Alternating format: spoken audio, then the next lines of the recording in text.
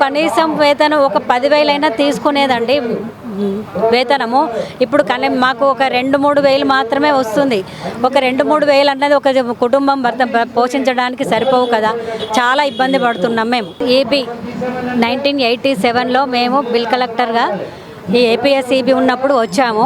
ఇప్పుడు now 2024 37 years నుండి మేము ఈ డిపార్ట్మెంట్లో పనిచేస్తున్నాం. ఈ గత మాకు ముందు నుండి ఇప్పటి వరకు ఒక బిల్లుకు ₹2 అంటూ మాకు వేతనం ఇస్తున్నారు. కానీ మాకు ముందు ఈ సేవలు అని చెప్పేసి ఈ సేవల వల్ల మేము కొద్దిగా నష్టపోయాము. దాని తర్వాత ఆన్లైన్ అని చెప్పేసి ఆన్లైన్ బిల్స్ అని చెప్పేసి ఆన్లైన్ పెట్టారు. దాంతో 50% మేము నష్టపోయాము. ఇప్పుడు గృహజ్యోతి కింద మాకు 200 యూనిట్లు జీరో బిల్స్ అని చెప్పేసి దాంతో దాదాపుగా 80% మేము నష్టపోయాము. మాకు అసలు ఏం కలెక్షన్ రావడం లేదు. మాకు ఉపాధి కల్పించాలని మేము గవర్నమెంట్ని కోరుకుంటున్నాం.